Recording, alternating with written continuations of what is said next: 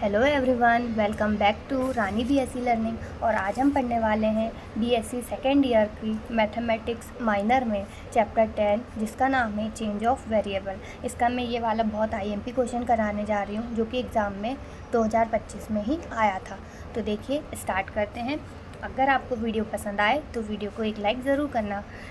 हमारे पास क्वेश्चन है, transform the equation sine square 2z D square Y upon D Z square plus sine 4z D Y upon D Z plus 4y equals to 0 by putting 10z equals to E की power x। ये हमारे पास question दिया है। अब हमें question में दिख रहा है कि हमें D square Y upon D Z square और D Y upon D Z ये दोनों निकालने पड़ेंगे डिफ्रेंशिएशन। उसके बाद ही हमारे पास कुछ सॉल्यूशन आएगा और हमें पुट करना है 10z इक्वल टू ई की पावर x में। ठीक है, तो आइए स्टार्ट करते हैं। सबसे पहले हम क्या करेंगे, जहाँ ये जो लिखा है 10z इक्वल्स टू ई की पावर x, इसे हम लिख लेंगे गिवन है हमारे पास 10z इक्वल्स टू ई की पावर x।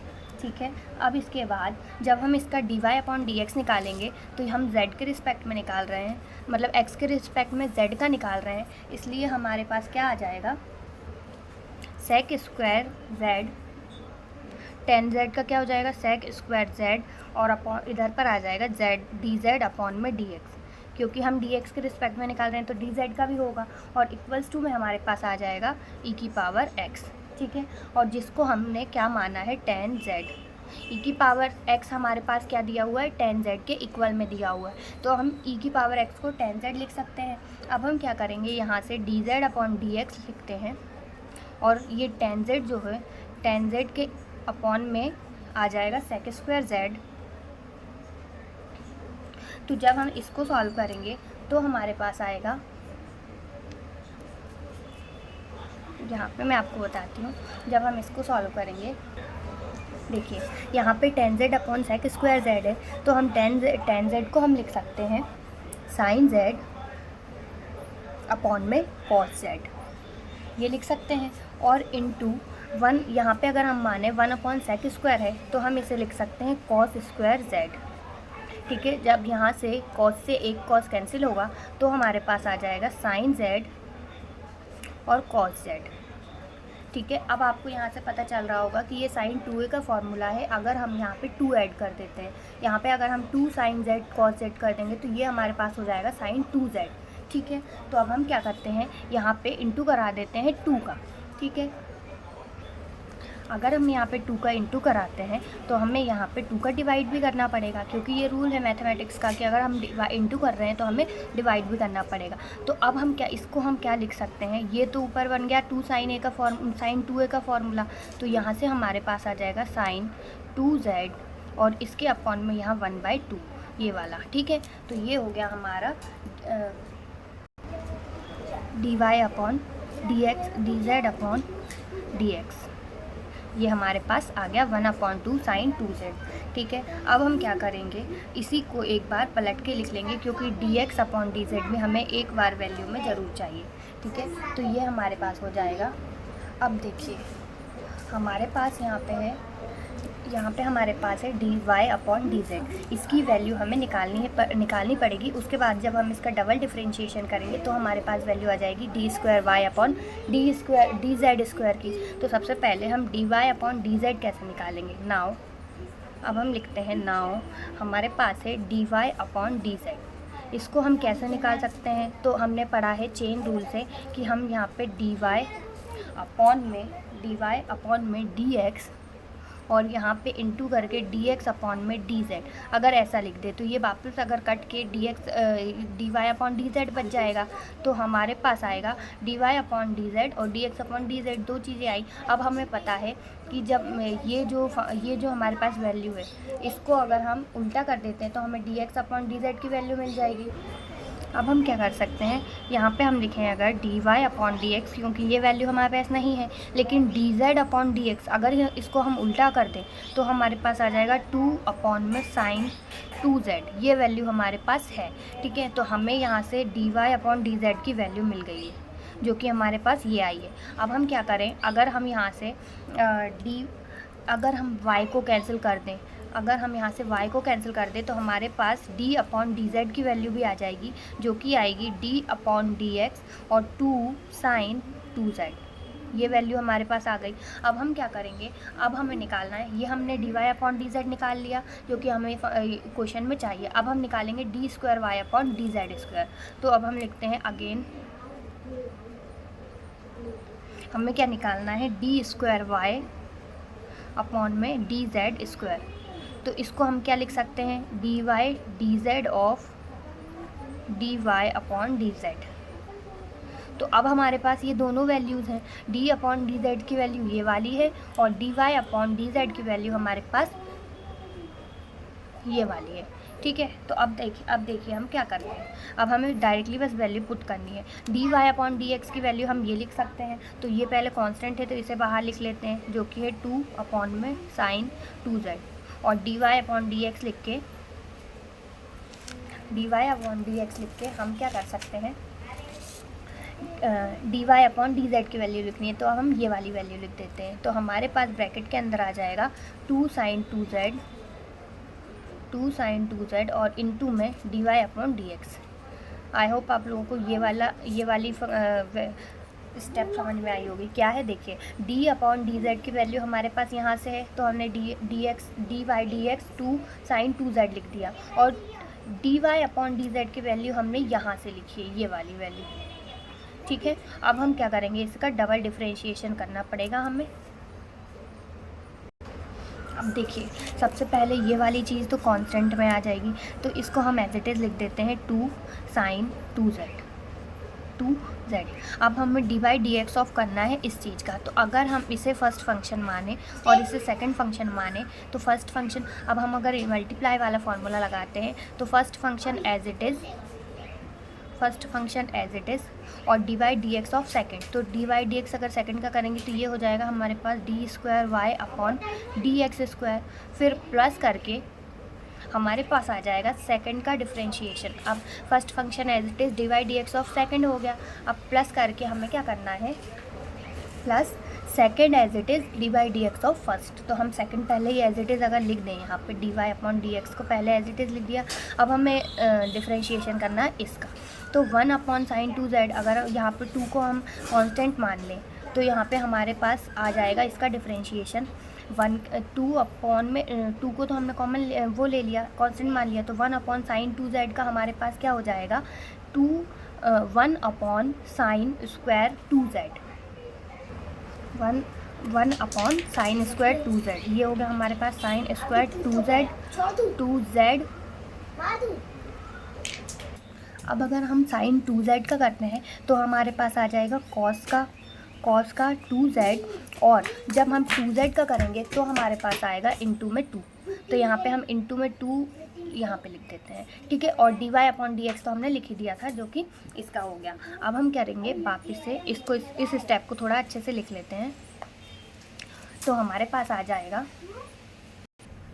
हमारे पास क्या आ जाएगा, ये तो ब्रैकेट के बाहर ही लिख लेते हैं। अब ये अच्छे से थोड़ा सिंप्लीफाई कर लेते हैं। ये हो जाएगा हमारे पास 2 साइन 2z, यहाँ पे 2 चल रहा है, 2z, यहाँ पे 2z। ठीक है, और ब्रैकेट के अंदर हमारे पास आ जाएगा 2 साइन 2z तो एज इट इज़, और यहाँ पे हमारे पास आ जाएगा डी स्क्वायर वाई अपॉन में डी एक्स स्क्वायर, और प्लस करके हम क्या लिख सकते हैं यहाँ पे, एक चीज़ और मैं आपको बता देती हूँ। जब हम यहाँ पे साइन का अगर डिफरेंशिएशन करेंगे तो यहाँ पे हमारे पास माइनस का कॉस आएगा, तो यहाँ पे हमारे पास साइन चेंज होके माइनस हो जाएगा ये। तो ये हमारा हो गया 2 to the 4 cos 2z upon में साइन स्क्वायर 2z, और यहाँ पे आ जाएगा d Y upon D x.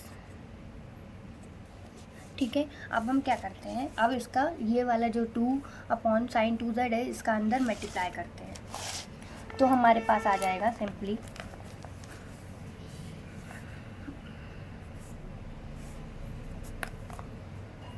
एक बार और इस स्टेप को क्लियरली लिख लेते हैं। हमारे पास है 2 sine 2z, 2 upon sine 2z, और ब्रैकेट के अंदर हमारे पास है 2 sine 2z D square Y upon में dx स्क्वायर प्लस माइनस यहाँ पे हमारे पास है cos 4 cos 2z अपॉन में हमारे पास है साइन स्क्वायर 2z और यहाँ पे हमारे पास एक चीज़ और आएगी जो कि होगी dz अपॉन dx, क्योंकि हम x के रिस्पेक्ट में z का कर रहे हैं तो हमारे पास dz अपॉन dx आएगा और इनटू में हमारे पास आएगा dy अपॉन dx। अब हम इस वाले का 2 साइन अब 2z का अंदर मल्टीप्लाई कर सकते हैं, तो हमारे पास हो जाएगा, जब हम अंदर मल्टीप्लाई करेंगे तो 2 2 ज़ा 4 और ये नीचे हमारे पास हो जाएगा साइन स्क्वायर 2z और d square Y upon D x square as it is चलेगा, माइनस, अब यहाँ माइनस के बाद 4 cos 2z अपॉन में साइन स्क्वायर 2z और यहाँ पे आएगा। अभी एक मिनट देखिए, यहाँ पे हमने इस वाली वैल्यू में ये वाले 2 अपॉन साइन 2z को तो मल्टीप्लाई कर दिया है, लेकिन इस वाली वैल्यू में अभी नहीं किया है क्योंकि हमें dz अपॉन dx की पहले वैल्यू रखनी पड़ेगी। तो हम बगल में ऐसे लिख सकते हैं कि हमने अभी यहाँ पे इंटू करना है, हमें का आएगा 2 साइन 2z का हमें इंटू करना है और यहाँ पे हमारे पास आ जाएगा ये dz अपॉन dx की वैल्यू हमारे पास आएगी साइन 2z, यहाँ पर 2z है, साइन 2z अपॉन में 2 और ये हमारे पास आ गया dy अपॉन dx। तो हमारे पास ये दोनों एक दूसरे के अपोजिट है तो ये दोनों आसानी से कैंसिल हो जाएंगे, तो हमारे पास आएगा 4 sine square 2z D square Y upon D x square minus का 4 cos 2z अपॉन में आ जाएगा साइन स्क्वायर 2z और यहाँ पे आ जाएगा dy अपॉन dx। ये हमारी वैल्यू आई है, d square Y upon D Z square की। अब ये दोनों वैल्यू जो आई हैं हमारी dy अपॉन डी जेड की और d square Y upon D Z square की वैल्यू हम कहाँ रख देंगे, ये जो हमारा फर्स्ट जो हमें क्वेश्चन दिया गया था उसमें। तो अब हम लिख देंगे कि सब्स्टिट्यूटिंग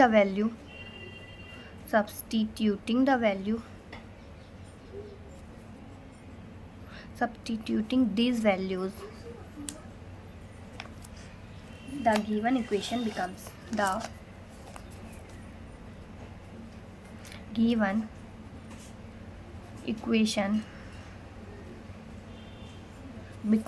अब देखिए इक्वेशन कैसे बदल जाती है। सबसे पहले हमें क्या दिया है यहाँ पे साइन स्क्वायर 2z, तो ये तो हम एज इट इज़ लिख देंगे साइन स्क्वायर 2z और ब्रैकेट के अंदर हमें दिया है डी वाई स्क्वायर अपॉन, जिसकी वैल्यू हमने निकाली है। तो हम d square Y upon D Z square की वैल्यू जब रखेंगे तो हमारे पास ये वाली वैल्यू है, तो हमारी वैल्यू हो जाएगी 4 upon sine square 2z D square Y upon D x square minus 4 cos 2z upon में sine square 2z D Y upon D X, फिर हमारे पास है प्लस करके साइन 4z और फिर dy अपॉन dz की वैल्यू रखनी है, तो ये हमारे पास हो जाएगी dy अपॉन dz की वैल्यू है 2 साइन 2z और यहाँ पे आ जाएगा dy अपॉन dx, फिर प्लस करके हमारे पास आ जाएगा 4y इक्वल्स टू 0। अब हम क्या कर देंगे, जो मल्टीप्लाई होगा उसे मल्टीप्लाई करके, जो डिवाइड होगा उसे काट के और डायरेक्टली वैल्यू आ जाएगी हमारे पास।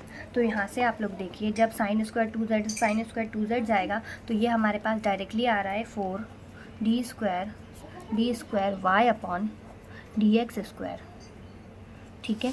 फिर माइनस, जब साइन स्क्वायर 2z से 4 नीचे तो साइन स्क्वायर 2z है, ये तो कट जाएगा, और ऊपर हमारे पास है 4 cos 2z, तो ये हमारे पास बच जाएगा। तो ये हमारा हो गया 4 cos 2z dy upon dx, ठीक है। डायरेक्टली मैं सिर्फ काट रही हूँ अभी, और कुछ नहीं। प्लस करके हमारे पास यहाँ पे है साइन 4z का हम फॉर्मूला लिख सकते हैं, जो कि होता है 2 साइन 2z cos 2z। यहाँ पे हम लिख देंगे 2 साइन 2z और कॉस 2z। तो जो 2, एक मिनट में आपको लिख के बता देती हूँ, 2 साइन 2z कॉस 2z, और इसका डिवाइड जब हम साइन, यहाँ पे हमारे पास है अपॉन में, देखिए यहाँ पे हमारे पास अपॉन में तो चल रहा है साइन 2z, लेकिन जब ये हमारा सिर्फ फार्मूला हुआ है साइन 4z का, ये वाला 2 हमारे पास अभी भी बाकी है। तो जब ये 2 × 2 होगा तो ये 4 हो जाएगा, तो मैं डायरेक्टली यहाँ 4 लिख देती हूँ। तो हमारे पास ये हो गया 4 साइन 2z और साइन 2z, और प्लस यहाँ पे आ जाएगा हमारे पास dy/dx, ये वाला dy/dx, और प्लस में हमारे पास चल रहा है 4y = 0। अब हम क्या करेंगे नेक्स्ट स्टेप में, ये तो एज इट इज़ लिखेंगे d²y/dx² -4 cos 2z dy/dx, ये भी एज इट इज़ आएगा। अब यहाँ पे प्लस करके, यहाँ पे है 4 साइन 2z और यहाँ पे है साइन 2z और यहाँ है cos 2z। जब हम इसे देखिए, यहाँ से ये साइन 2z से ये साइन 2z कट जाएगा, तो हमारे पास सिर्फ बच जाएगा 4 cos 2z और dy/dx प्लस 4y = 0। अब आप लोगों को दिख रहा होगा कि 4 cos 2z dy/dx और प्लस का 4 cos 2z dy/dx, ये माइनस है और ये प्लस है, तो ये दोनों भी आपस में कैंसिल हो रहे हैं। इन दोनों को कैंसिल जब हम करेंगे तो हमारे पास आ जाएगा 4 d²y/dx² माइनस, यहाँ पे हमारे पास आ जाएगा ओनली प्लस का आ जाएगा हमारे पास 4y = 0। अगर आप लोग और चाहो तो यहाँ पे आप 4 भी कॉमन ले सकते हो, तो अंदर हमारे पास बच जाएगा 4 कॉमन लेके आप 0 की तरफ भेजोगे तो ये 0 ही हो जाएगा, तो इसको लिखने की ज़रूरत नहीं है। हम सिर्फ लिख सकते हैं d²y/dx² प्लस y = 0। तो आई होप कि आप लोगों को ये क्वेश्चन समझ में आया होगा। अगर आप लोगों को क्वेश्चन समझ में आया है और वीडियो आपको लगता है कि हेल्पफुल है, तो एक वीडियो को एक लाइक ज़रूर करना, ठीक है। और आप इस क्वेश्चन का स्क्रीनशॉट भी ले सकते हो चाहो तो, क्योंकि ये क्वेश्चन मोस्ट IMP है और ये पिछले बार के एग्ज़ाम में ज़रूर आया भी है, इसलिए मैंने आप लोगों को ये वाला क्वेश्चन कराया है। अगर वीडियो पसंद आई हो तो लाइक करना। Thank you so much.